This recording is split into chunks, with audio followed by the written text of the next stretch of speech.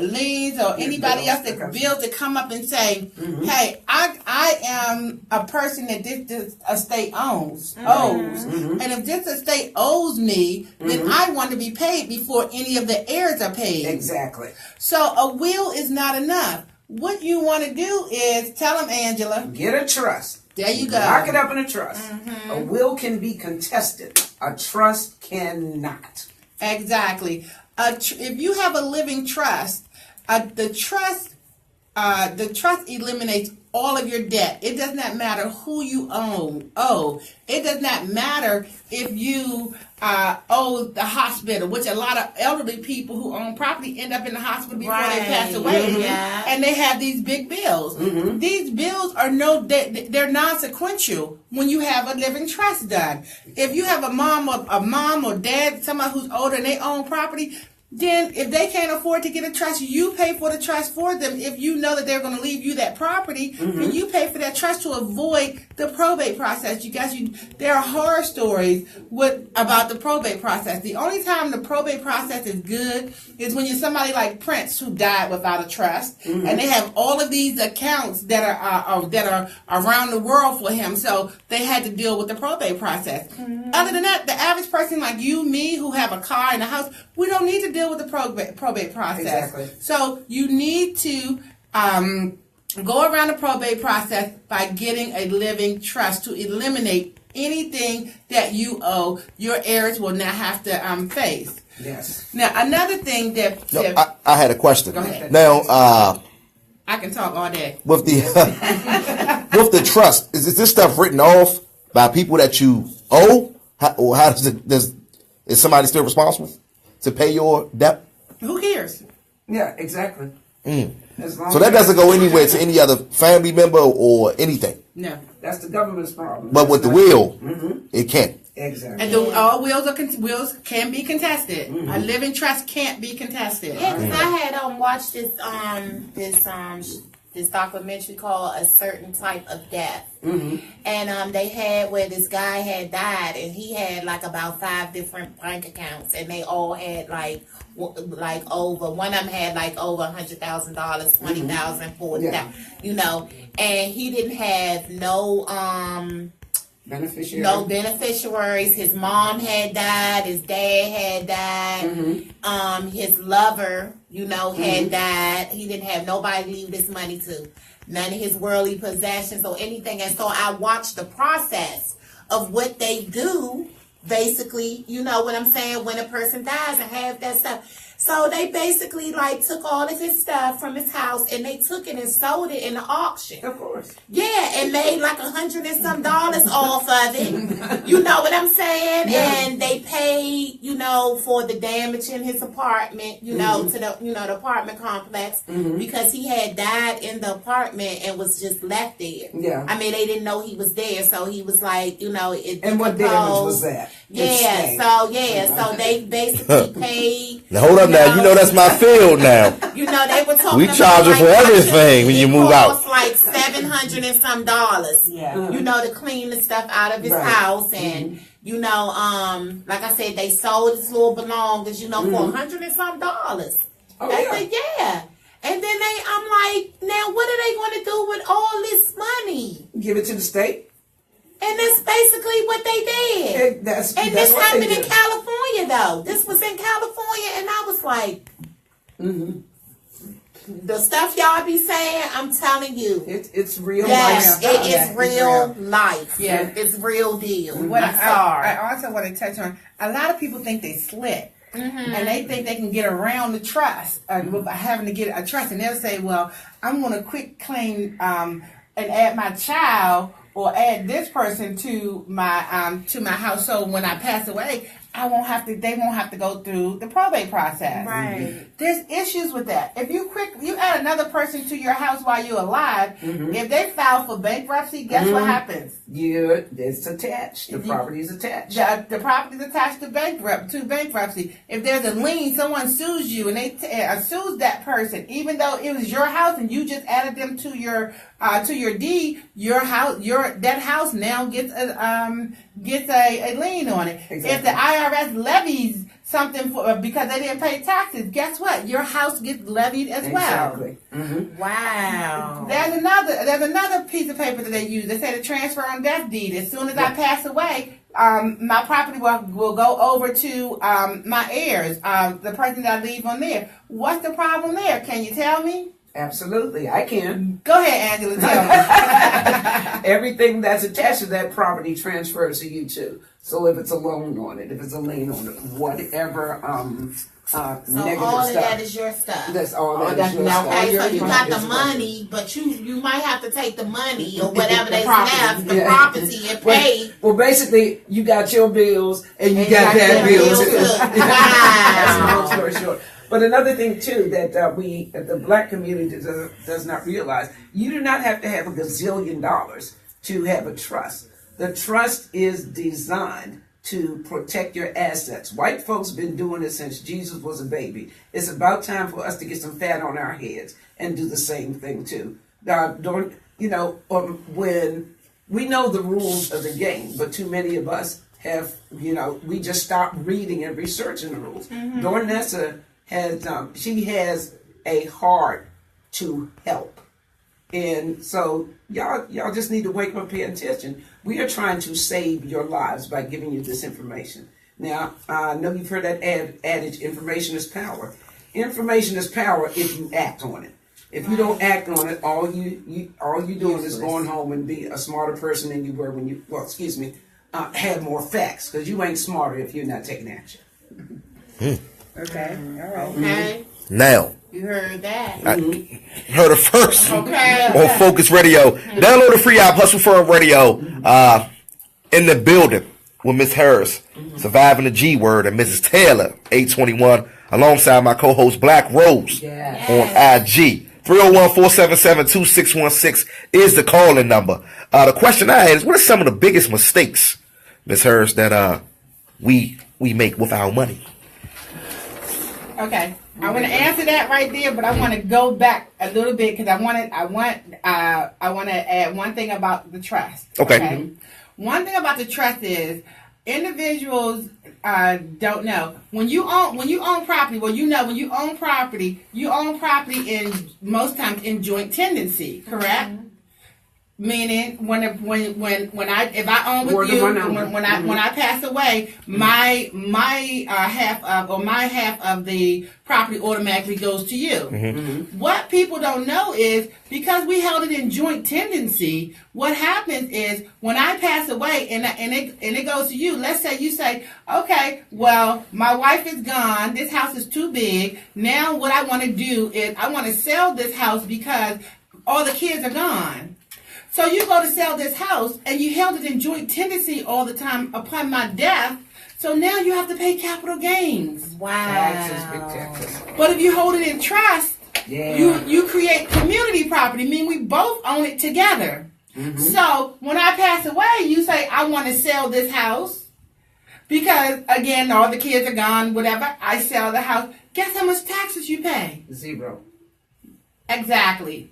0. So there are so many benefits to having a trust, as opposed to dying without a trust or with a will only, and not having your stuff in order. In regards to your question, what's the worst thing that we can do? The worst thing that we do without money, and I'm going to say, I put this as number one, is that we do not teach our kids money. We pay if the money that we give our kids, we don't teach them anything. We don't. We do not create generational wealth.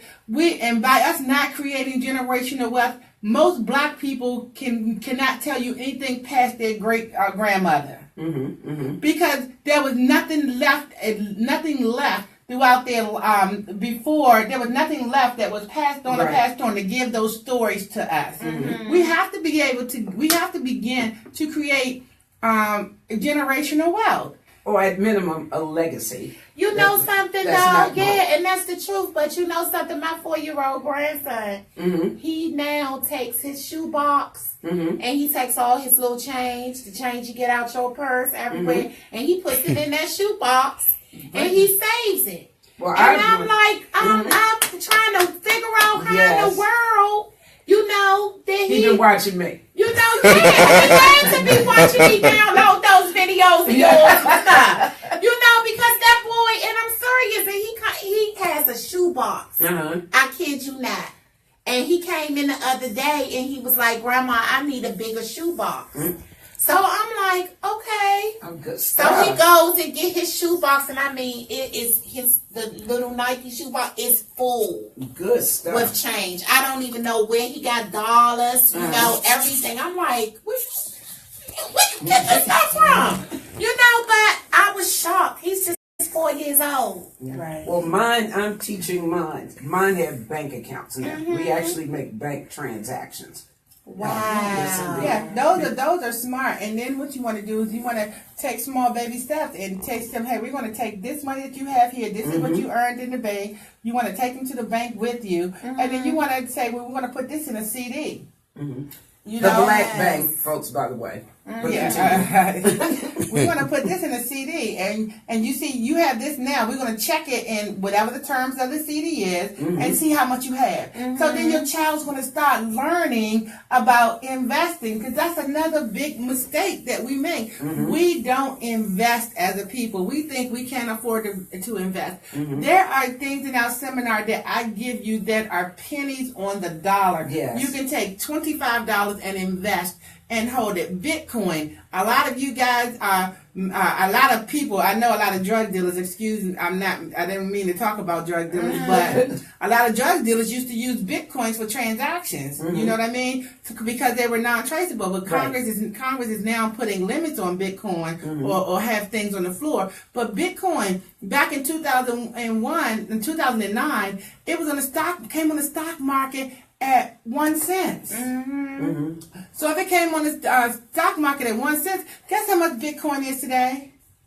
You have it in the presentation, but tell us. It's gone past that. It bounces between $4,000 and $5,000 from 1 cent. Yeah, for 1 cent. And this was from 2009. There are a lot of things that we should be dealing with or looking at. Marijuana. So many of our black men have been locked up because of marijuana. Right. Marijuana is now legal. There's a bill on the floor by, I think his name was Robert White. I'm not sure. I have to go back and check. Well, here's a bill on the floor now where when our men come home from prison in DC, because out of all of the dispensaries that we have in DC, there's only one owned by an African American. Yet our communities have been the communities that have been decimated because of marijuana. So they should be given the first option to actually have a marijuana business. And then of course for marijuana, just like Bitcoin. Or just like your cell phone, to be even better example. Your cell phone is a multi-trillion-dollar industry. Yes. Which created billion-dollar industries, which created million-dollar industries. Exactly. So even if you couldn't get in on the cell phone, you could have got in on your Bluetooth. You could have gotten a car post. You could have got in on the cellular service. You could have got in on. So there are so many things with marijuana right now that are running pennies that will eventually blow up because marijuana is here and it's going to stay. Right now, it is legal, and I think it's like 29 states. It's going to be soon. It's going to be legal everywhere. Canada is almost fully legalized in the country of Canada. So what we as black people, we need to stop running out buying the Jordans. Yeah. Michael Jordan don't care about us. Exactly. If Michael Jordan cared about us, he wouldn't have signed a contract that allowed Nike to charge us whatever they want to. Or he would not be putting that money into them jails. Exactly. So why are we investing in him?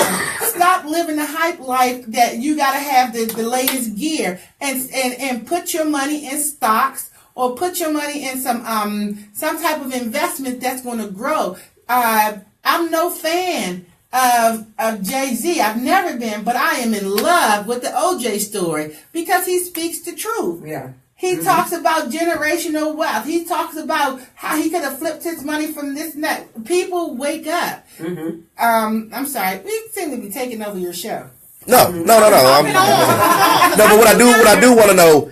Explain Bitcoins exactly. What is Bitcoins though? Bitcoin is a digital currency that is decentralized, meaning no one country owns it, but it's accepted in everywhere. It's accepted almost everywhere. I mean, it's still going through the process. It's not, so that's why they're saying by in 10 years, Bitcoin is at 5,000. That it's going to hit $1 million per coin. Right. So it's just a digital currency where it replaces, like you can buy a house now with it, you can buy cars with it.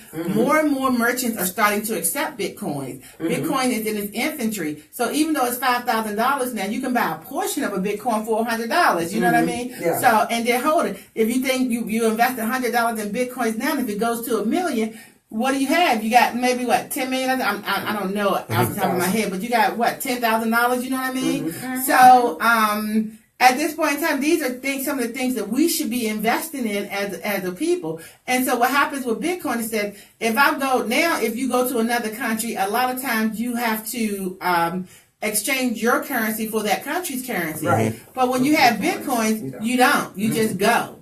Wow. Yeah. But anyway, that's going to be a whole nother workshop because black folks, we got to wake up and pay attention. Laziness is $1 trillion industry, so keep some of that trillion in your pocket. And as Ms. Harris says, invest it into something that's going to pay you 5 or 10 years from now, and something that you can turn over to your children. Yes, and if you want to be somebody and you want to go somewhere, you better wake your ass up and pay attention. You hear me? Pay attention. It's right here for you. Yes, indeed. Okay. What's next, Ms. Harris, for surviving the G word? What other level would you like to take it to reach your people? I would like to get a monthly meeting started at a specific location that's permanent every single week to grow. I would like individuals to come on board. And if I'm having a meeting in Southeast, someone else came in and learned the presentation and they're giving the presentation in Northeast. I hold Angela back at this point in time. And the reason why I hold Angela back at this point in time is because we work really well together. We give a powerful seminar together. So I haven't even given her the whole seminar yet. And then for let me ask you this, right? Why do you think we don't want to pay attention? Why do you think that we don't think it's important? I think it's very important. I mean, even with me, doing my show, meeting you guys, meeting everybody that I have met, it's opened my eyes like to a lot of this is how I look at just driving down the street and looking at things, Why do you think we just don't pay attention? What do you think? We afraid? But you go first. In my eyes, I can really go deep with this, but I'm gonna say this. There are mitigating circumstances for everything. We have to begin to be taught while we're young. If we're not taught while we're young, as we grow up, we never grasp it unless you're an individual who is just strong-minded and can avoid a lot of the things that go on. I grew up, all of my sisters and brothers, I had 5 brothers and 2 sisters. Well, 3, because one of my sisters had a sister, but she wasn't my sister, but we call each other. Go ahead. No, I just wanted to put that. You know how the black family do. So, if out of all of them, I'm the only one that graduated high school. I'm the only one that went to college. I'm the only one that got a master's degree. I am the only one who lives my life now, my truth. I just was strong-minded because I lived the same life they lived. Right. You know what I mean? So if it's not, you have to already possess it, or it has to be embedded in you. And then as you grow older, you have to be able to translate and give it to other people. Right, exactly. And then you have all the outside things that are coming at you, like the music and the television. You have parents that are not watching their kids. Their television is watching the kids, or the outside is watching the kids. So therefore, the kids are not getting any structure. I used to teach, and I got out of teaching simply because there were so many parents that are coming, oh, are you serious? Not my child.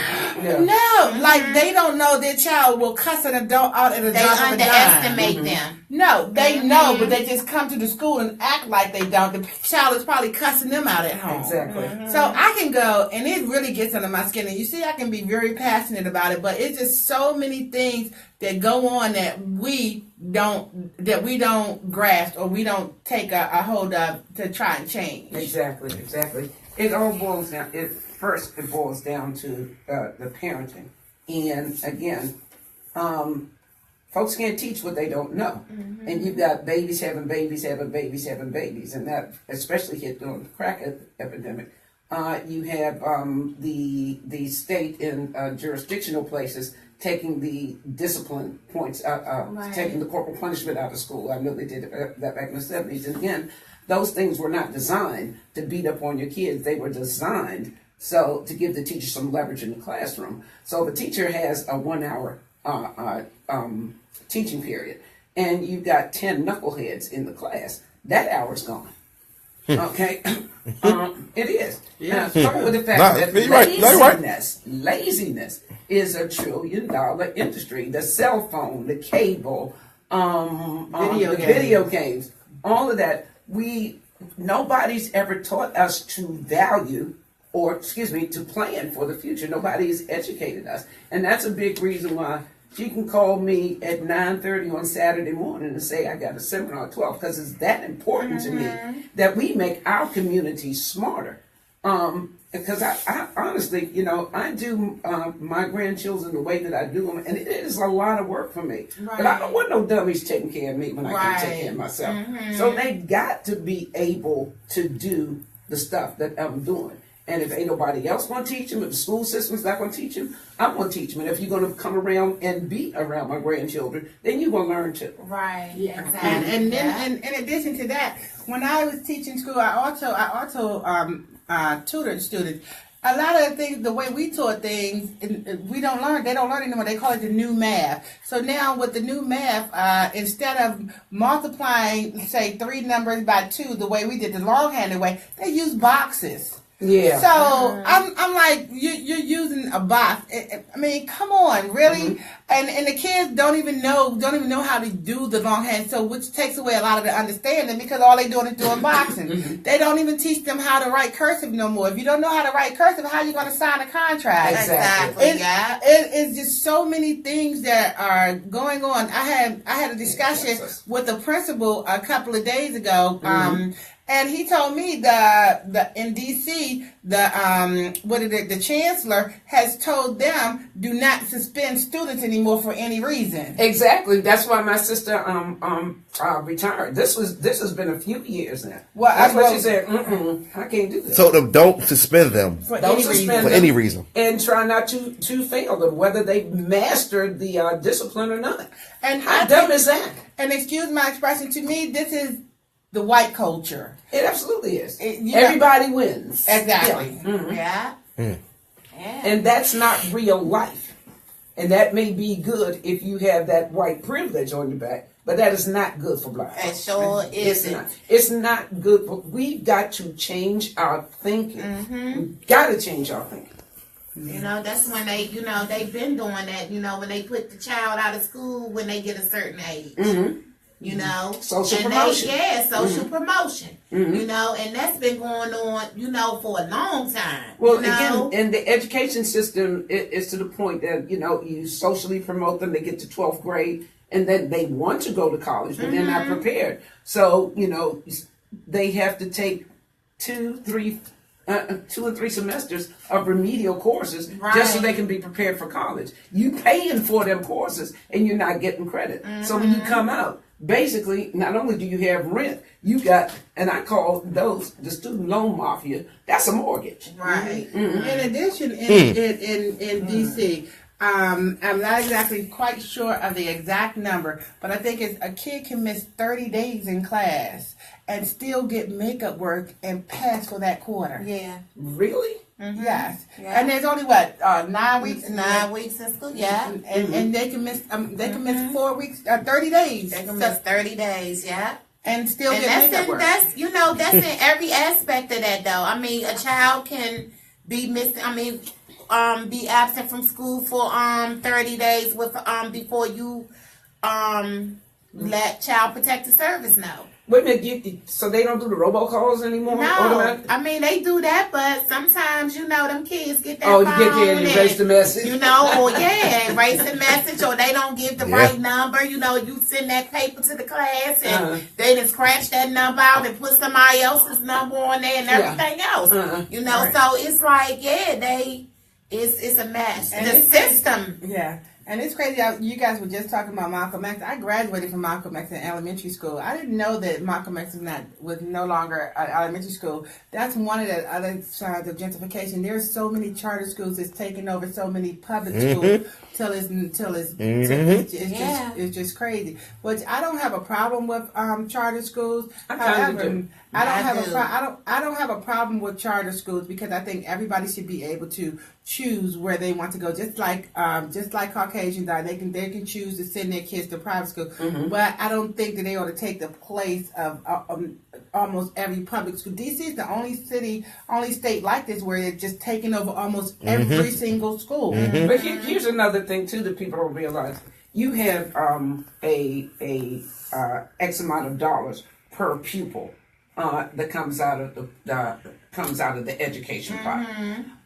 When you start ciphering it off, public schools and charter schools, that money still is going to. The money is less.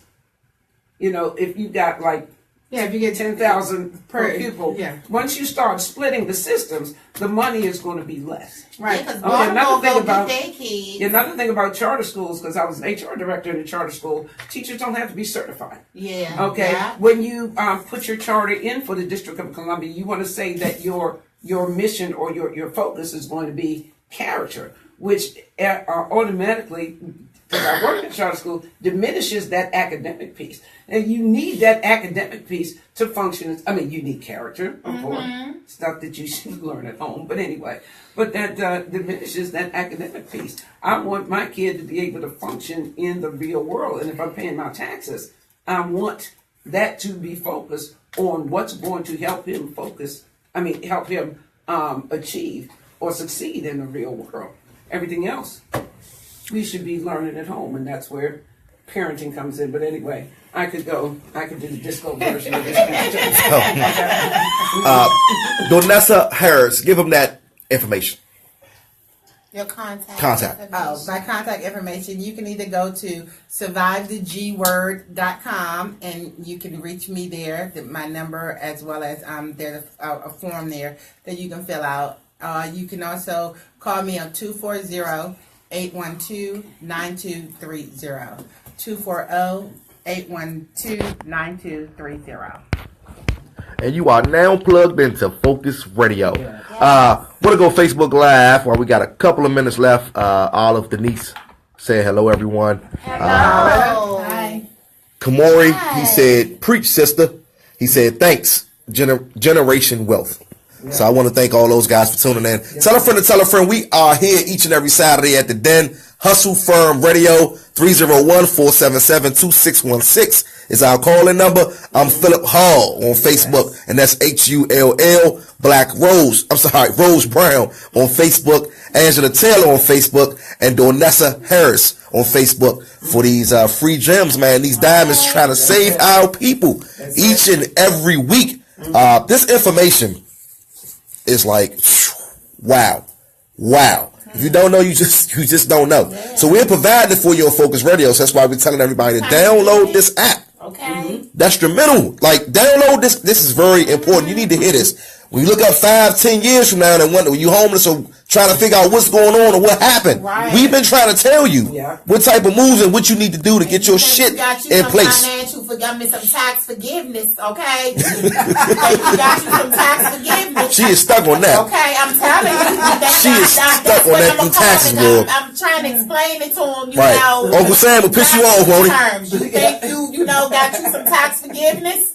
Okay? Because I've been telling everybody that it ain't taxing you. You think you got it, you don't have it. Okay? Okay, so don't be, people come get your house, and tell you, hey, you owe $100,000 on taxes. You be like, oh, I had that tax